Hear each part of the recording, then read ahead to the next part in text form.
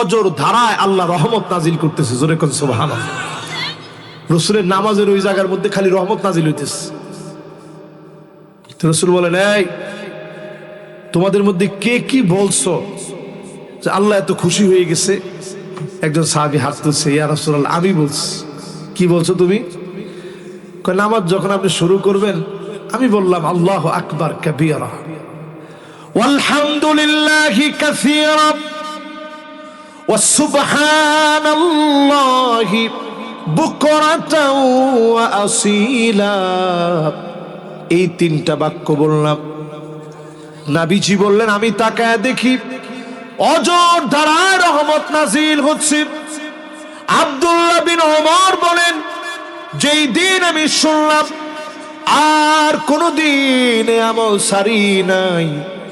মা তারাকতুহুন্না মুনযু সামিআতুন নবী, নবীজির কাছ থেকে যেদিন শুনলাম কোনদিনের জন্য সারি নাই। আজকেও যারা শুনলেন শুধু যদি এই আমলটুকু নিয়ে যেতে পারেন, নামাজি হয়ে যান। 5 ওয়াক্ত নামাজের আগে 3টা বাক্য যদি বলতে পারেন, আমার আপনার জন্য দেশের উপর যিনি রহমত নাজিল করবেন তিনি কি? কথা কি বুঝাইতে পারতেছি? শেষ আরেকটা ব্যক্তির জন্য চোখ বড় কাজে লাগবে। এরপরে আরেকটা বাকি থাকে। 7 নম্বরের 2 পার্ট মাশাআল্লাহ সুন্দর মনোযোগ আছে। তাহলে আর 5-7 মিনিট নেই, কি কন? 5-7 মিনিট। এখন যদি কেউ উঠতে চায় আপনি বলবেন যে বাজান একটু বসেন।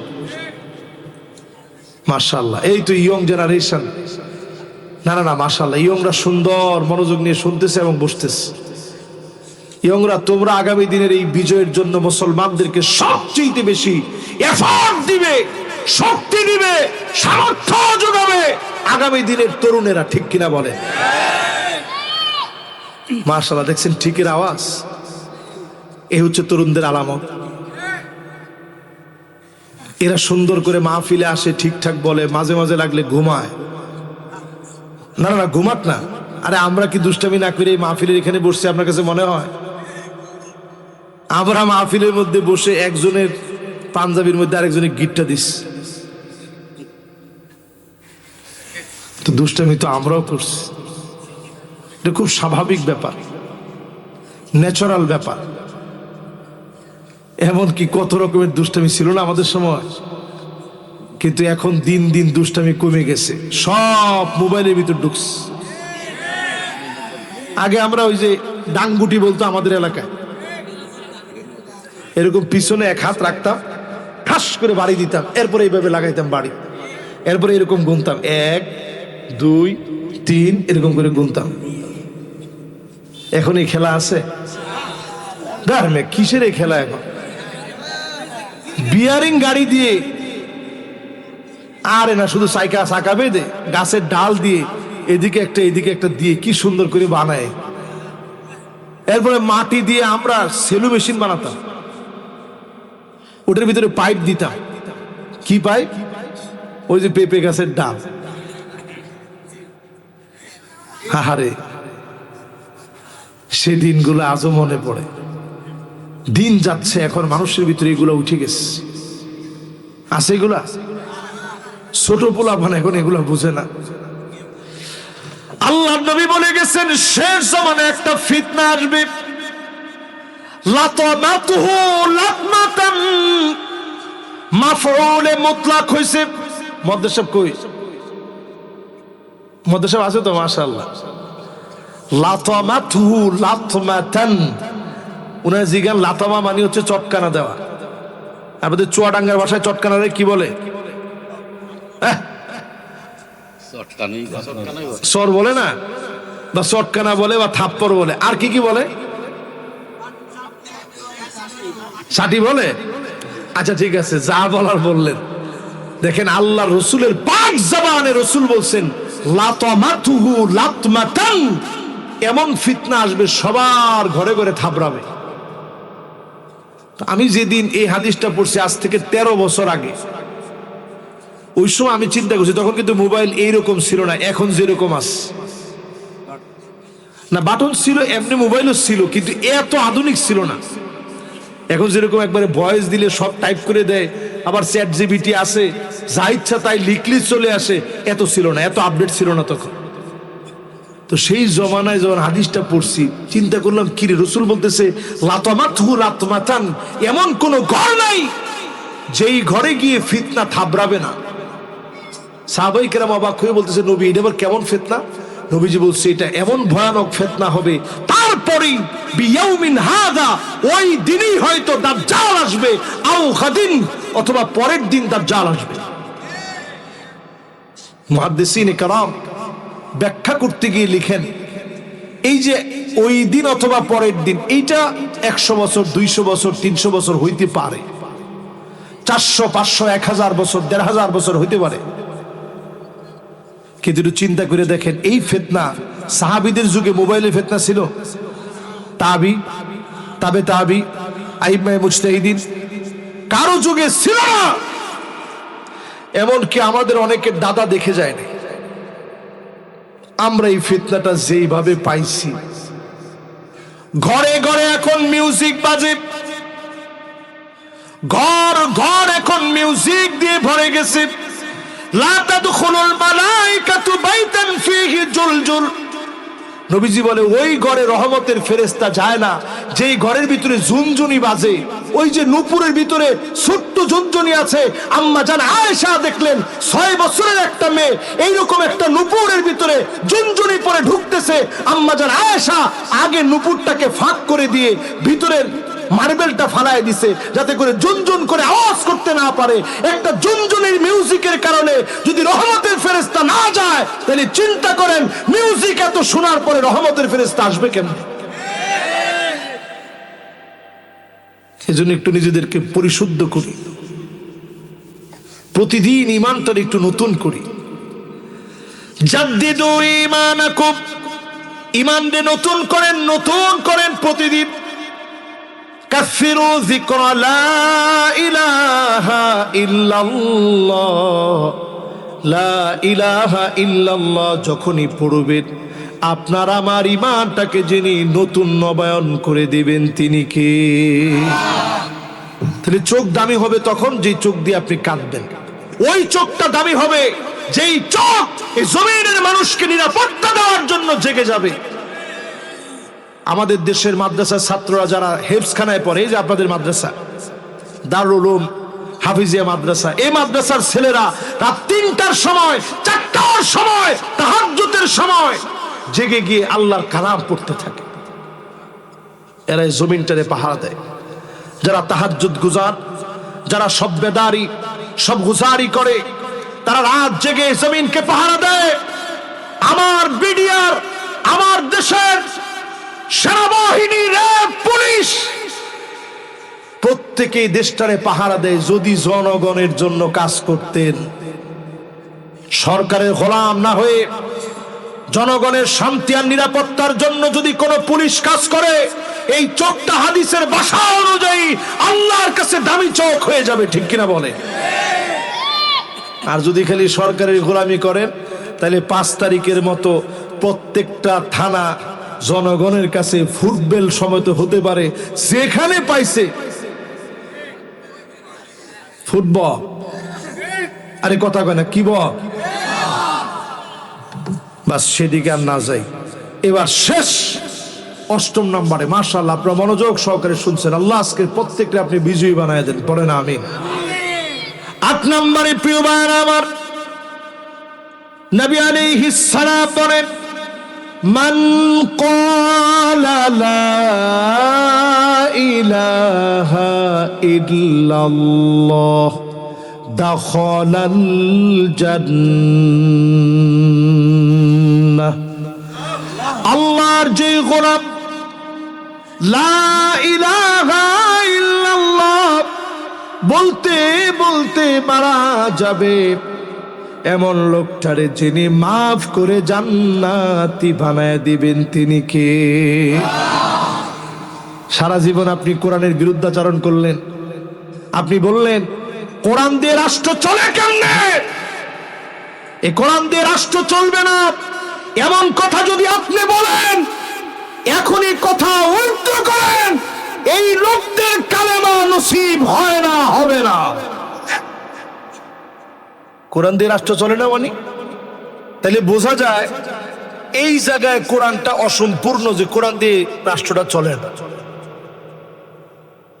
কোরআন মানি, পড়লে ভালো, ওয়াজ করলেও ভালো লাগে, কিন্তু রাষ্ট্র চলবে না। তার মানে বোঝা যায় এই দিক থেকে কোরআন অসম্পূর্ণ। এক নাস্তিক আমার ওস্তাদের কাছে প্রশ্ন করছে, হুজুর, মিশরের ওস্তাদ তিনি, হুজুর আপনারা বলেন কোরআনে নাকি সব আছে, মা ফাররাতনা ফিল কিতাবি মিন শাই, কোনো কিছু বাদ নাই, সব আছে। তাহলে একটু বলেন তো দেখি, কদ্দুর আটা দিয়ে কয়টা রুটি হয় কোরআনের কোন জায়গায় আছে? আচ্ছা, প্রশ্নটা কি সহজ না কঠিন? কঠিন প্রশ্ন। তো উস্তাদ এমন সহজ করে জবাবটা দিছে, উস্তাদ বলছে আরে কি বলেন, এটাও কোরআন শরীফের মধ্যে আছে তো। নাস্তিক বলছে নাউজুবিল্লাহ, কি কর, আপনার মতো একজন আলেম এরকম একটা মিথ্যা কথা বলতে পারলেন? কোনে আছে কোরআনে কদ্দুর আটা দিয়ে কয়টা রুটি হয়, এ কথা কোরআনে আছে না? বলছে হ্যাঁ আছে তো। কোনে আছে? আল্লাহ বলতেছে কোরআন কারীমের মধ্যে, ফাসআলু আহলা যিকর ইন কুনতুম লা তা'লামুন, যদি না জানো, যে জানে তারে তুমি জিজ্ঞাসা করে নাও। তো আমি তো কোনো সময় রুটি বানাই না, যারা হোটেলে রুটি বানায় তারে গিয়ে তুই জিজ্ঞাসা কর কদ্দুর আটা দিয়ে কয়টা রুটি হয়, সে নিশ্চিত জানবে। ঠিক কিনা বলে? আপনি যদি না জানেন, আপনি জিজ্ঞাসা করেন কোরআন দিয়ে রাষ্ট্র চলে কিনা। কোরআন বলে দেয় ওয়া নিহকুম বাইনাহুম বিমা আনজালাল্লাহ, নবী বিচার হবে কোরআন দিয়ে, অন্য কিছু দিয়ে বিচার করা যাবে না। এরপরে কি কয় শুনেন, কোরআনের বক্তব্য এটা, ওয়ালা তাত্তাবি আহওয়াহুম, মন গড়া বিচার করো না। তাহলে আমাদের দেশে এতদিন ধরে বিচারপতি মানিক কাদের মতো চোরেরা, ওই দিন দেখি সে হাইটা হাইটা যাচ্ছে, একটু একটু দাঁড়িয়ে হয়েছে, ওরে বলতেছে এ মানিক চাচা। তো সে খুব খুশি হয়ে তাকাইছে, মনে করছে তার কিছু পরিচিত লোক আসছে, বলছে আমরা জুলাইয়ের যোদ্ধারা কিন্তু জীবিত আছি, আপনার কোনো টেনশন নাই। তো মুস্কি হাসতে হাসতে চলে গেছে। ওরে সিলেটে যেই মেহমানদারি করছিল সকালবেলার নাস্তা, এটা যদি চুয়াডাঙ্গায় ছাইড়ে দিত, ও শরীরে চামড়া থাকতো না একটুকু। আরে ঠিক তো কয় না, হ্যাঁ কয় যে হুজুর ছাতু বানায় ফেলতো তোরে। এবার চিন্তা করেন মুসলমান, কই আছেন আপনারা? প্রিয় ভাইয়েরা আমার, যতজন আমার সামনে বসছেন, আদতে আমরা কারো শত্রু না। আল্লাহ পরিষ্কার বলে দিচ্ছেন, খবরদার বাড়াবাড়ি করে বিচার করতে যেও না, মন গড়া বিচার করতে যেও না। এরপর আল্লাহ বলেন ওয়াহদারহুম আইয়াফতিনুকা আন বা'দি মা আনজালাল্লাহু ইলাইক, নবী সতর্ক থাকা লাগবে, কাফেররা যেন কিছু ঢুকায় দিতে না পারে। এই আয়াত নাজিল করে সেই সময় আল্লাহ বুঝায় দিয়েছে, মুসলিম যারা বিজয় সন্ধানী, মুসলিম যারা বিজয় সন্ধানী হবে, তোমাদেরকে সজাগ থাকা লাগবে। ইসকনের মতো গুন্ডারা যেন কোন আলেমকে গুম করে যেতে নিতে না পারে, কোন আলেমের উপরে যেন জুলুম চালাতে না পারে, বাংলাদেশের সার্বভৌমত্বকে যেন প্রশ্নবিদ্ধ করতে না পারে। ঠিক কিনা বলেন? এরপরে আপনি মিলায় দেখেন আল্লাহ কি বলেন কোরআনুল কারীমের ভিতরে, ফাইন তাওয়াল্লাও, এরপরেও যদি ঘাউরামি করে ঘাড় ঘুরাও। ফাইন তাওয়াল্লাও মানে দাওয়াত দাও মাত্র ঘাড় ঘুরে নিলেন। আল্লাহ কয় ফাইন তাওয়াল্লাও ফা'লাম আন্নামা ইউরিদুল্লাহু আন ইউসিবাহুম বিবা'দি যুনুবিহিম, কিছু কিছু অপরাধের কারণে আল্লাহ পাক ধরবেন, তখন ভূমিকম্প আসবে, টর্নেডো আসবে, সাইক্লোন আসবে, বড় বড় ভূমিধস হয়ে যাবে, আযাব থেকে যদি বাঁচতে চান এই জমিনে আল্লাহর দ্বীন কায়েম করা লাগবে, ঠিক কিনা বলে? এরপর আল্লাহ কি বলেন একটু শুনে যান। দুইজন বাজান, এই যে ডুরাকাটা গেঞ্জি, এই যে মাশাআল্লাহ, দেখছো আগে কিন্তু বসছে সে, লিল্লাহি তাকবীর, এই তো শেষ, আর 2-4 মিনিট হবে সর্বোচ্চ। ওয়া ইন্না কাসীরাম মিনান নাসি লাফাসিকুন।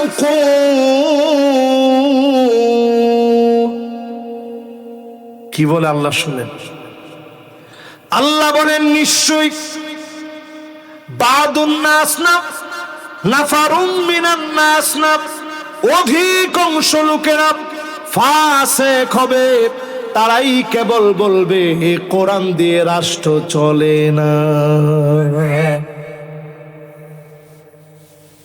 আপনি এটা সোজা বাংলায় অনুবাদ করেন, ওয়া ইন্না মানে নিশ্চয়ই, কাসীরুন মানে অধিক, মিনান নাসি মানুষ থেকে, লাফাসিকুন অবশ্যই তারা হবে ফাসিক।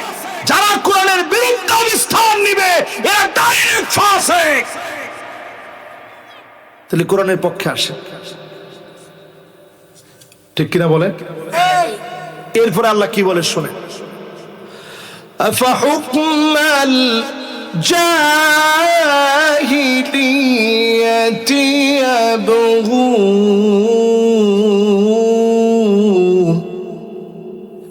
নবী, এত কিছুর পরেও কি লোকেরা জাহিলিয়াতের দিকে যাবে?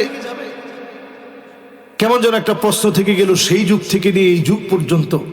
একটু মিলায় দেখেন, এখনো যারা চায়ের দোকানে, আপনাদের এই এলাকার সম্মানিত ব্যক্তিবর্গ, জীবননগর পৌরসভায় চায়ের দোকানে এখনো বসলে অনেকে বলে আগেই ভালো ছিল।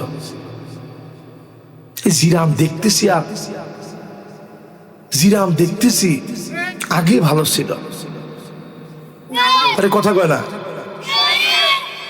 সাথে আরেকজন যদি পাশ থেকে খালি বলে ওঠে যে আসলে ঠিক বলেছিস, আগে ভালো ছিল, বলার সাথে সাথে গায়ে ওরে চা আর 1 কাপ দে, টাকা যা লাগে আমি দিলাম। আল্লাহ এইটা 1450 বছর আগে আল্লাহ তাআলা বুঝায় দিচ্ছেন, আফা হুকমাল জাহিলিয়াতি ইয়াবগুন। এত কিছুর পরেও লোকেরা কি জাহিলিয়াতের দিকে চলে যাবে?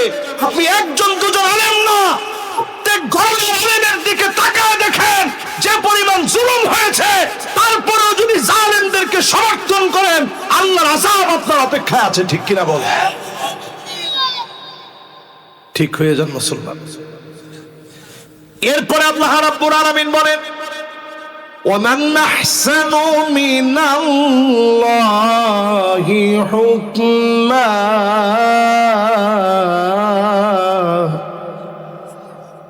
আল্লাহর হুকুমের চাইতে সুন্দরতম আর কোন হুকুম হতে পারে না। জোরে কন আল্লাহু আকবার। আমাদের ছোট ছোট বাচ্চারা কি স্লোগান দিয়েছিল 5 তারিখে? We want. আরে কথা কয় না, নাগরিকত্ব থাকবে না গোলাম, উই ওয়ান্ট। এই যে দেখেন বুড়োরা সব ভুলে গিয়েছে। We want justice. এই জাস্টিস মানে কি? জাস্টিস মানে আদালত, জাস্টিস মানে ইনসাফ। সাহাবায়ে কেরাম, এই যে ন্যায় বিচার, মাশাআল্লাহ। সাহাবায়ে কেরাম বলেন রাসূল জিন্দেগিতে কোনোদিন খুতবা দেন নাই, যত খুতবা আল্লাহর নবী দিয়েছেন সব খুতবার ভিতরে মা কামা রাসূলুল্লাহ সাল্লাল্লাহু আলাইহি সাল্লাম আলাল মিম্বার তাসমিআতুহু, যতবার নবীজি খুতবা দিতে দাঁড়িয়েছেন আমরা শুনেছি ইনসাফের কথা বলেছেন, আদালতের কথা বলেছেন। না ইনসাফ ছাড়া ইসলাম চলতে পারে না, ঠিক কিনা বলেন? ছোট পোলাপানের রক্ত যদি মূল্য দিতে আপনারা শিখেন, তাদের স্লোগান আল্লাহ তাআলা নিজেই কেমন যেন দেওয়ায় দিয়েছে। এই স্লোগান যদি বাস্তবায়ন করতে চান, কোরআনের বিপরীতে অন্য কিছু চিন্তা করা যাবে। লিকাউমি ইউকিনুন, বুঝবে তারা, প্রবল ইমানদার হবে যারা, প্রবল ইমানদার যারা হবে তারাই কালেমাওয়ালা হবে। তাদের ইন্তেকালের আগে জবানের মধ্যে কালেমা জারি হয়ে যাবে। যিনি মাফ করে জান্নাতি বানায় দিবেন তিনি কে? আল্লাহ পাকের কাছে মোবারক মাহফিল থেকে কামনা করি যতগুলো কথা বললাম আল্লাহ রাব্বুল আলামিন প্রত্যেকটা কথার উপরে আমাকে আপনাদের সবাইকে আমল করার তৌফিক দান করুক, পড়েন আমিন। মোনাজাত না করে একটা লোকও যাব না ইনশাআল্লাহ। কর্তৃপক্ষ যদি আমাকে অনুমতি প্রদান করে আমি মোনাজাতের দিকে যেতে চাই, মোনাজাতের দিকে আমরা যাব ইনশাআল্লাহ। আল্লাহুম্মা আমিন।